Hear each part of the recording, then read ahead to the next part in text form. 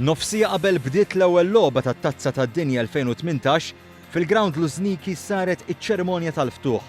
Din saret fl-istess ground li fih se tkun qed issir ukoll il-finali tal-istess kompetizzjoni nhar il-Ħadd 15 ta' Lulju.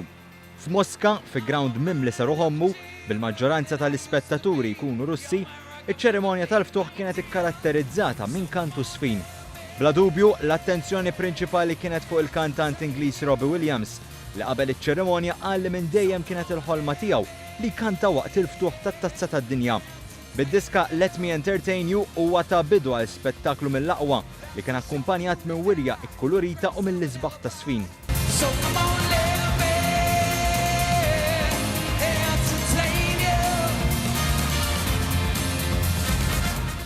Malek Stilla tal-grupp Take That ingħaqdet ukoll is-soprana Russa Aida Garifulina li daħlet fil-ground riekba asfur jiġbaħ il-Phoenix.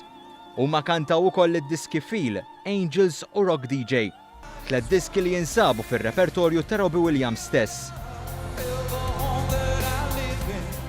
Differenza minn ċerimonji passati, dik li saret il-ħamis wara nofsinhar f'Mosca kellha stil differenti, hekk kif kienet iktar iffukata fuq il-kant u saret ferm meqreb lejn il-ħin li bdiet l-ewwel logħba. It-80,000 li kienu preżenti fil-Ground Lużniki u kif ukoll il-miljuni oħra li segwew iċ-ċerimonja kienu indirizzati wkoll mill-President Russu Vladimir Putin. Fid-diskors qasir tiegħu, Putin stqarr li kien ta' onura għal pajjiżu li kienet jorganizza dan l-avveniment tal-ewwel darba, filwaqt li spjega kif sar dak kollu possibbli biex ikun wieħed mill-aqwa. Ma naqasx ukoll milli jitkellem fuq l-għaqda li jġib miegħu il-futbol.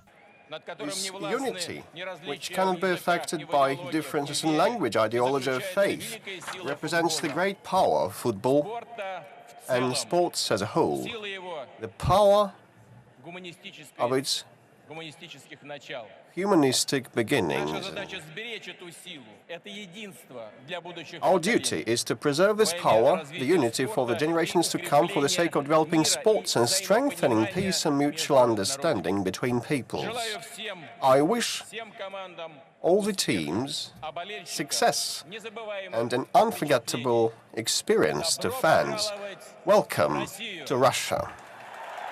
Biex wara li tkellem ukoll il-President tal-FIFA Gianni Infantino, ingħata bidu għall-ewwel logħba minn 64 fuq 32 jum, dik bejn ir-Russja u l-Arabja Sawdija.